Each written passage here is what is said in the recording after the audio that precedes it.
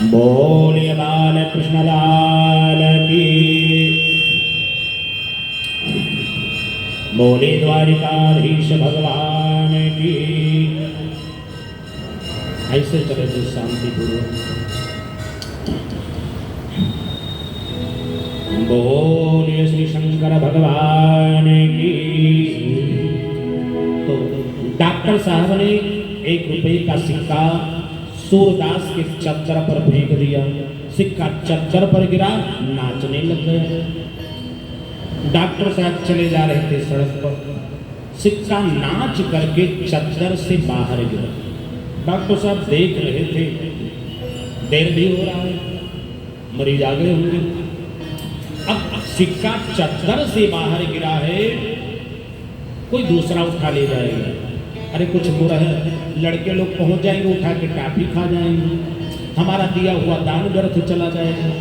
अब हम लौट के उठा के रखें ना रखें। अच्छा हो सकता है कोई धर्मात्मा आए, सिक्का उठा के चद्दर पर रख देगा। यही सोचते जा रहे थे, काफी दूर निकल गए, लेकिन घूम के देख रहे थे 1 रुपया का दिया हुआ दान व्यर्थ न जाए।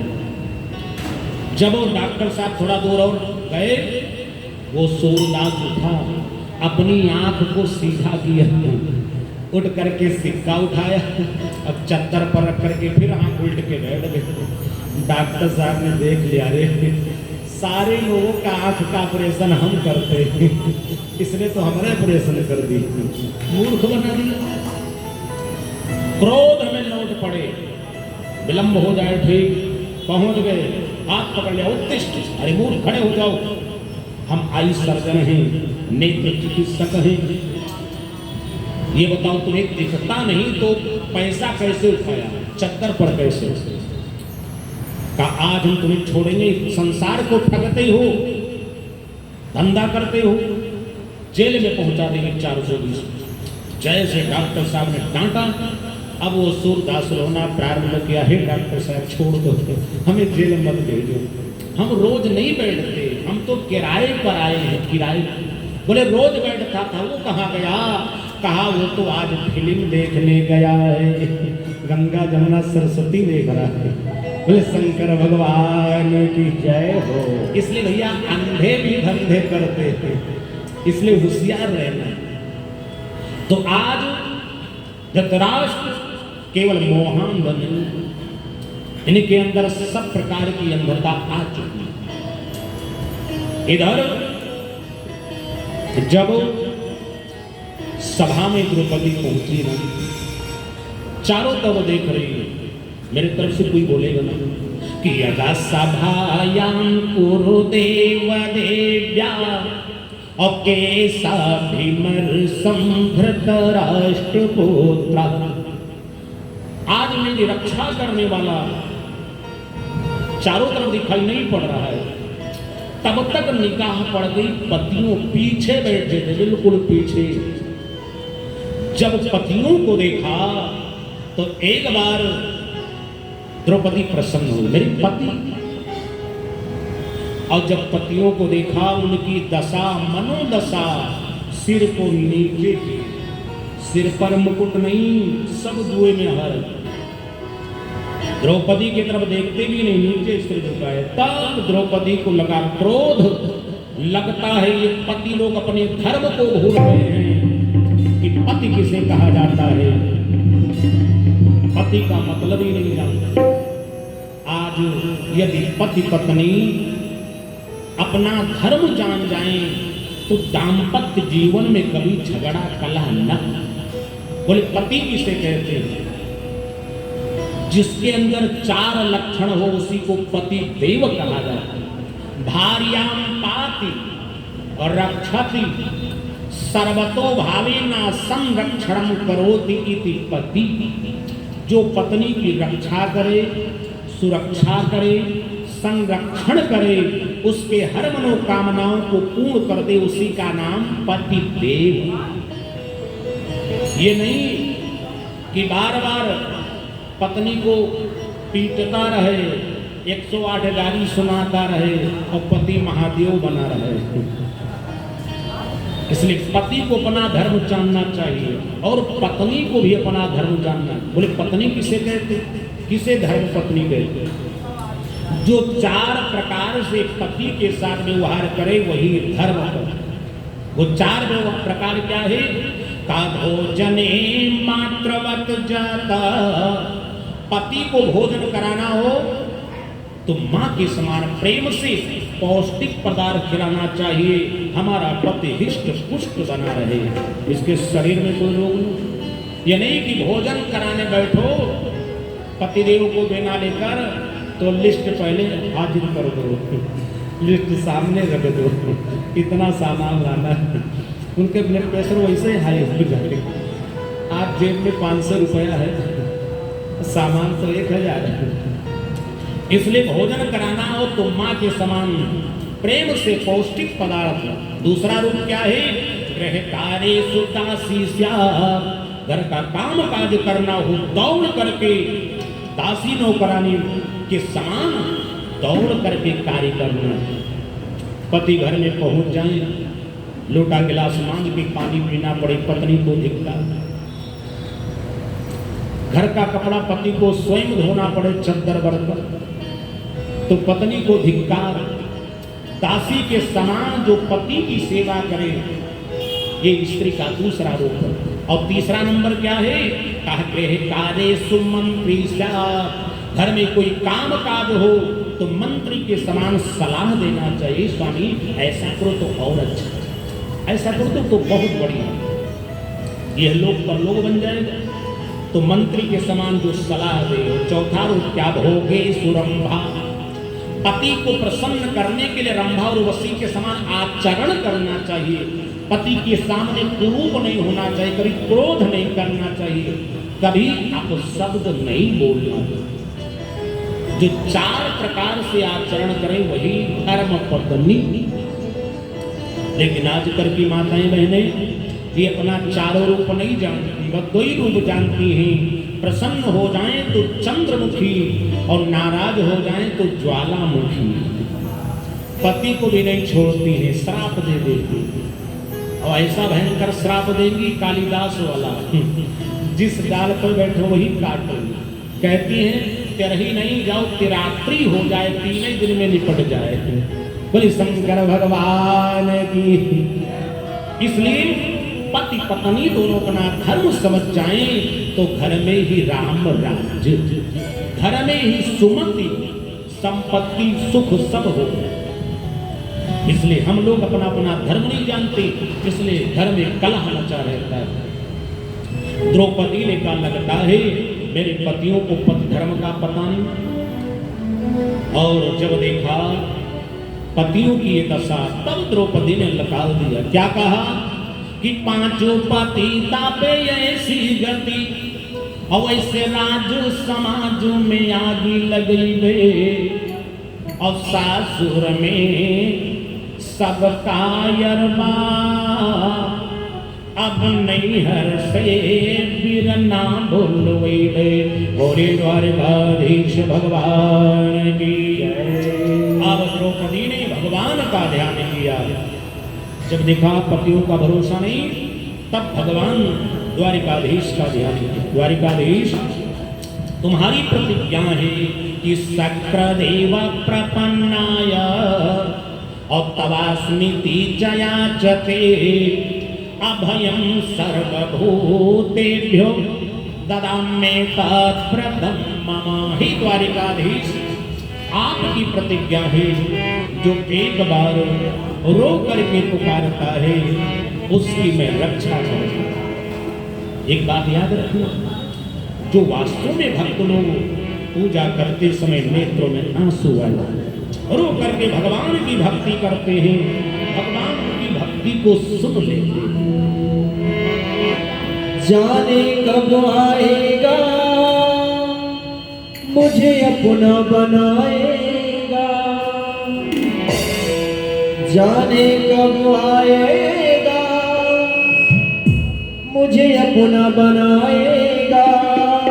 ओ मेरे आंसू पोंछ कर मुझे गले से लगाएगा, कब आएगा मेरा सांवरिया, कब आएगा मेरा सांवरिया, कब आएगा मेरा सांवरिया, कब आएगा मेरा सांवरिया।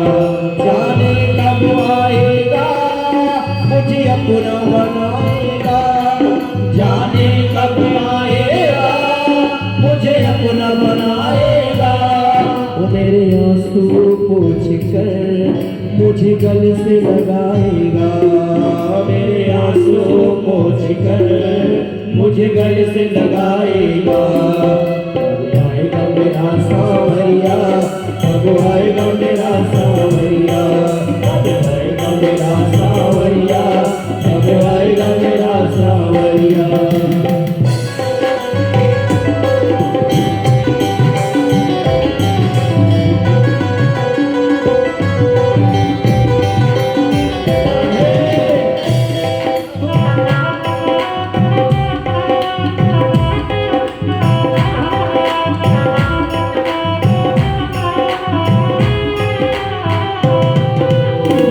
थक गए नैन मेरे रास्ता निहार के, थक गए नैन मेरे रास्ता निहार के।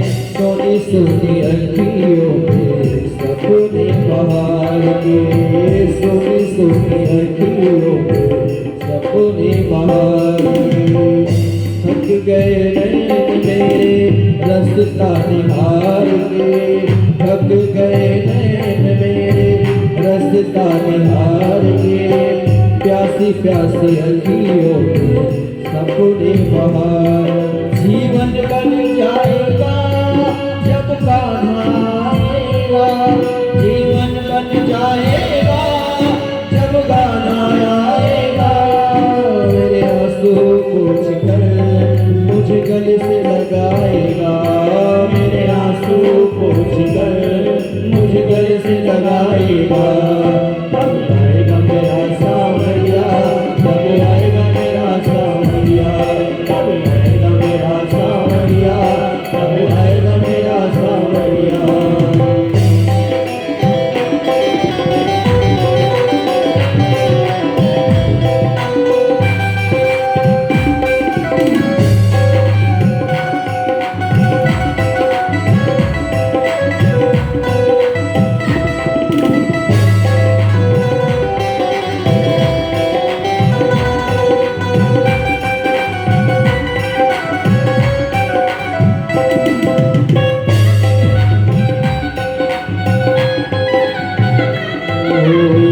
तुमसे उम्मीद मेरी तुम्हीं से सहारा है, तुमसे उम्मीद मेरी तेरा ही सहारा है।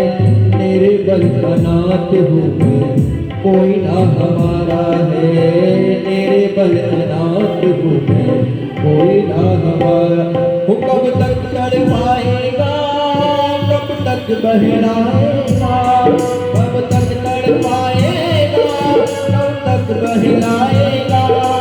मेरे आंसू पोंछ कर मुझे अपना बनाएगा, मेरे आंसू पोंछ कर मुझे अपना बनाएगा।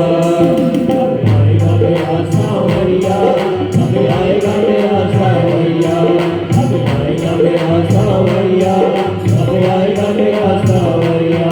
जाने कब आएगा मुझे अपना बनाएगा, जाने कब आएगा मुझे अपना बनाएगा। मेरे आंसू पोंछ कर मुझे गले से लगाएगा, मेरे आंसू पोंछ कर मुझे गले से लगाएगा। कब आएगा मेरा सांवरिया, कब आएगा मेरा सांवरिया, कब आएगा मेरा सांवरिया, कब आएगा मेरा। बोले द्वारिकाधीश भगवान की जय हो। उस समय द्रौपदी के नेत्र सजल हो गए, भगवान श्री हरि का ध्यान किया। हे द्वारिकाधीश, आप हर युग में अवतार लेते हो, आपका स्वभाव है अवतार लेकर के परित्राणाय साधूनां, आप भक्तों की रक्षा करते हो और बिना सायच दुष्कृता दुष्टों का संहार करते हो। हे द्वारिकाधीश, अब वो समय आ गया है, एक अबला की लाज जाने वाली है। प्रभु मैं जानती हूँ हर युग में अवतार लेते हो, राम अवतार में आप ही तो आए थे ना, और कितने भक्तों का कल्याण किया। कहला तन मर विभीषण को जब लंके से रावण बाहर कीना, अब नाथ सनाथ कियो तब ही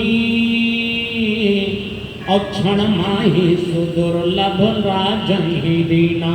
भैया जब विभीषण पर विपत्ति पड़ी, लंकेश ने लात मार करके भगा दिया। विभीषण आपके शरण में आया, देश निकाला। उस समय आपने क्या किया, शरणागत विभीषण को आप लंकापुरी का राजा बना दिया। ये शरण में आने का इतना बड़ा, और हे भैया इतना ही नहीं, और भक्तों पर जब प्रहलाद पर विपत्ति पड़ी तब क्या किया, रूप कियो नरसिंह को तू और प्रहलाद उठाई के गोदी में लीना। हे भैया जब प्रहलाद पर विपत्ति आई तब आप नरसिंह बने, हिरण्यकश्यप का वध करके और प्रहलाद को गोदी में उठाया था भैया। और गोदी में नहीं उठाया, प्रहलाद जी से भगवान ने एक बात कहा, यदि में समय विलंबा, हे पुत्र प्रहलाद क्षमा कर दो, आज मेरे आने में विलंब हो गया। आज पहली बार प्रहलाद से भगवान ने क्षमा मांगा। द्रौपदी ने कहा भैया इतना ही नहीं, कहा कोटि का संकट दूर कियो, पर हे भैया बहिनी नहीं जीना। मुझसे कौन अपराध हो गया है, अब मेरी रक्षा करने नहीं आ रही।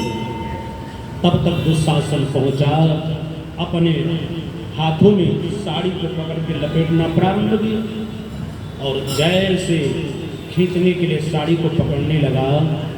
अब तो अबला द्रौपदी विकल हो गई। एक बात जरूर याद, धर्मशास्त्र कहता है आप जीवित अवस्था में 5 चीज नहीं पा सकते। वो 5 चीज कौन है जो जीवित अवस्था में नहीं पा सकते? काके हरिदंता भुजंग मणि अपति व्रता के गात और सूर कटारी सुमधन और जियतन लागे हाथ। ये 5 चीज है आप जीवित अवस्था में नहीं पा सकते। केहर दंत, केहर माने सिंह, सिंह का दांत निकालने जाओगे ना जिंदा सिंह, एक कई पंजा मार देगा आपका आंत निकल आएगा। इसलिए सिंह को गोली मार दो तो दांत नहीं चाहे पूछिए काट लो। केहर दंत भुजंग मणि, नागमणि जब तक जिंदा है मणि नहीं पा सकता। पतिव्रता के गात, पतिव्रता स्त्री के शरीर का कोई स्पर्श नहीं कर सकता जब तक शरीर में प्राण है। चौथा नंबर सूर कटारी, सैनिक के बाद पास जब तक अस्त्र शस्त्र है कोई छीन नहीं सकता। और सूमधन, अब इस सूमधन के विषय में तो बताने नहीं है, उसके विषय में सब लोग परिचित रहते हैं।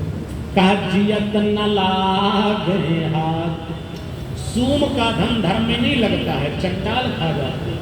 और कुछ लोग ऐसे सूम होते भैया जो अपने परिवार को नहीं खिला पाते हैं, वही भागवत भंडारा क्या करेंगे, वही दान धर्म क्या करेंगे।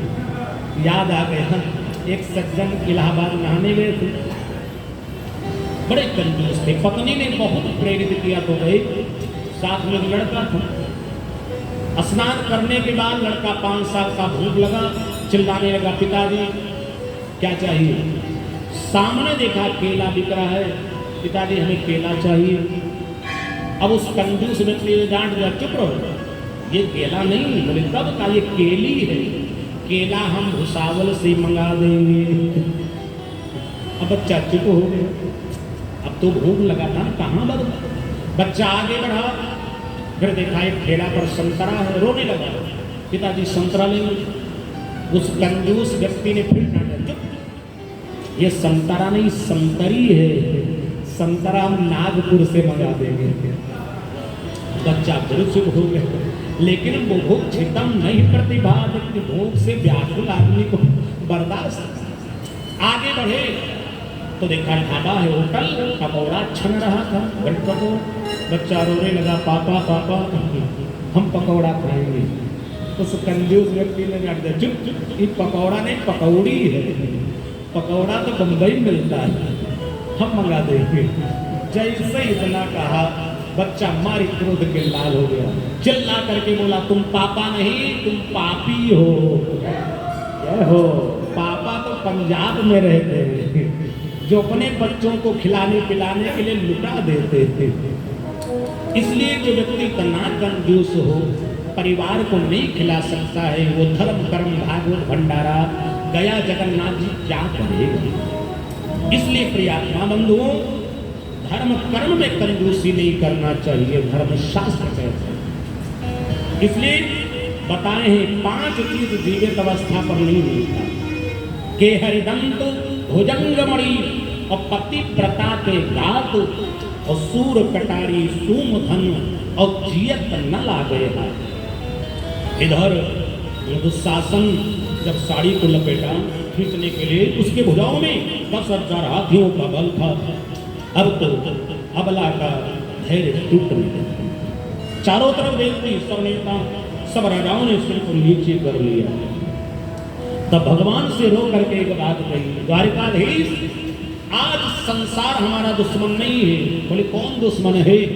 तब द्रौपदी ने रो करके कहा कि अबला कि देवरा तो नन्नुबा हमार दुश्मनवा बीरन मोरे बीरन मोरे जल्दी हो कि नानी बीरन मोरे जल्दी हो कि नानी बीरन मोरे जल्दी हो कि नानी बीरन मोरे जवरा बनल बा हो जवरा बनल बा हमार दुश्मनवा बीरन मोरे हे बीरन मोरे जल्दी हो कि नानी बीरन मोरे जल्दी हो कि नानी बीरन मोरे।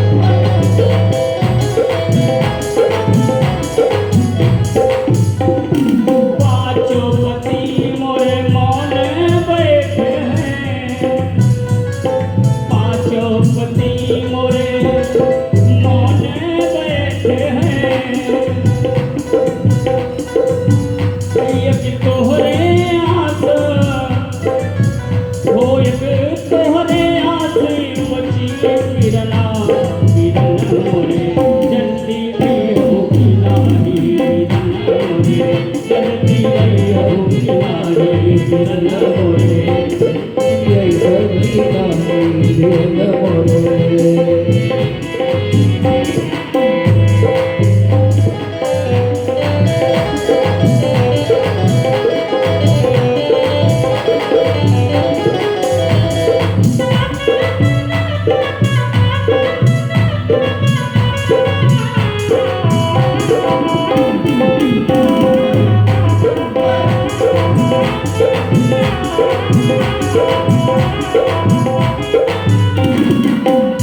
हो देवरा बनल बा, अरे देवरा बनल बा हमारे दुश्मनवा बिरन मोरे जल्दी रहियो बिरानी बिरन मोरे जल्दी रहियो बिरानी बिरन मोरे जल्दी रहियो बिरानी बिरन मोरे जल्दी रहियो बिरानी जल्दी रहियो बिरानी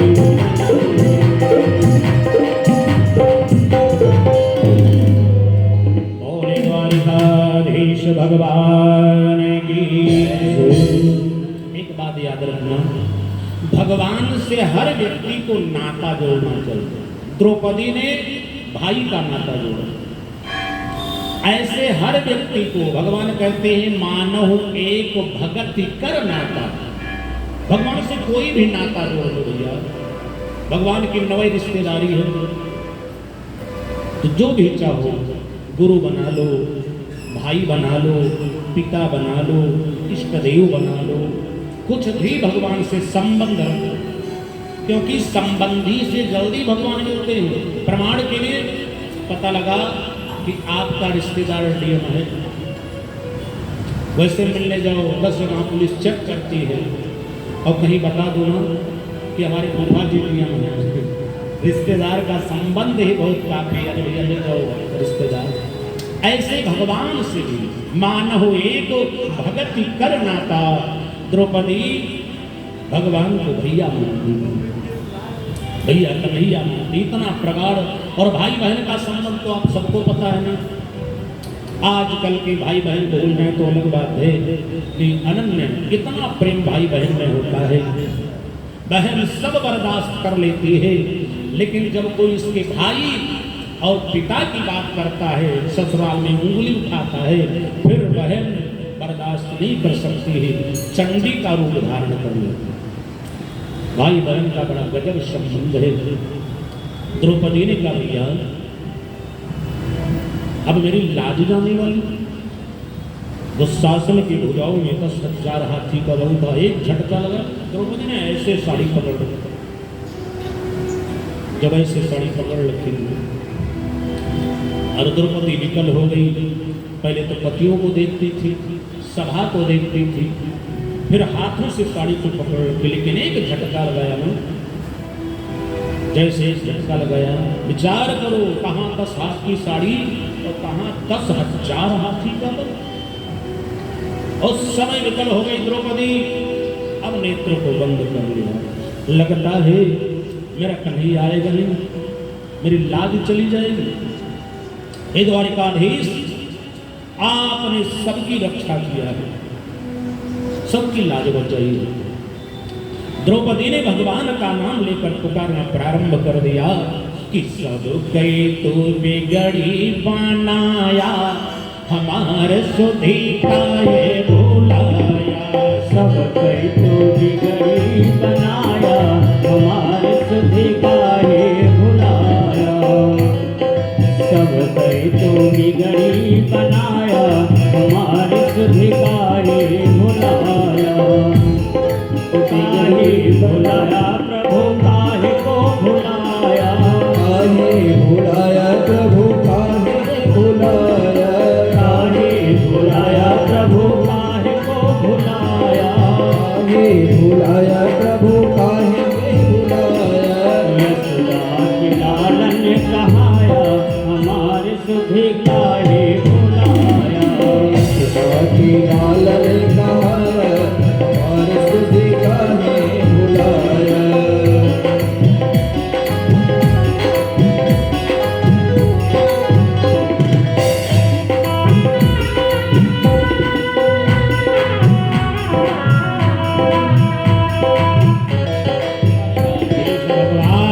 की जय हो। रो करके द्रौपदी ने जब पुकारा, तब भगवान के हृदय में करुणा की धारा बहने लगी। भगवान चल दिए द्रौपदी की रक्षा करने के लिए। जैसे द्वारिका के द्वार पर पहुंचे, सामने गरुड़ जी विराजमान। प्रभु आज कहाँ चलना है? भगवान ने कहा, भैया गरुड़, आज वाहन की आवश्यकता नहीं। बोले कब? अरे पैदल जाओगे? भगवान ने कहा, भैया गरुड़ देखो, अब मेरी बहन द्रौपदी की लाज जाने वाली, लाज जाने के पहले प्राण छोड़ देगी, समय नहीं बचा है। हमें एक क्षण के अंदर द्रौपदी के पास पहुंच जाना है। देखो मेरे भगवान की चाल कितनी है भक्त के लिए, वाहन भी छोड़ दे, हमें एक क्षण में पहुंचना है। गरुड़ ने हंस दिया, धन्य हो भगवान। अरे आप एक क्षण कहते, आपने हमारी कभी चाल नहीं देखा। भगवान ने कहा, चाल देखने का मौका भी तो नहीं है। आप एक क्षण की बात कहते हो। कायाधे क्षण माही द्रौपदी पहुंचाई रे, आधे क्षण में न पहुंचा दिया तो विनीतानंदन गरुड़ नहीं। देखो भाई, गरुड़ जी को अपने चाल का अभिमान होता है ना। हम आपको कुछ भी मिल जाए तो तत्काल अभिमान ही हो जाता है। हम भूल जाते हैं कि भगवान ने उपहार दिया है। हम आपको जो भी मिला है, जिसको जो मिल जाए भैया उपहार मानना चाहिए, अभिमान नहीं करना चाहिए। लेकिन हम वस्तु पर, पदार्थ पर अभिमान कर लेते हैं। गरुड़ जी को अपनी चाल का अभिमान था। कुछ लोगों को चाल का अभिमान होता है कि हम कैसे लहराते चलते हैं, और कुछ लोगों को बाल का अभिमान होता है। इतना ही नहीं, धर्म शास्त्रों में तो लिखा है, छा चीज है जन्म कर्म वयो रूप बीते स्वर्ग धना देवी। ये छा चीज है, छह में से एक मिल जाए तो आदमी को अभिमान आ जाता है।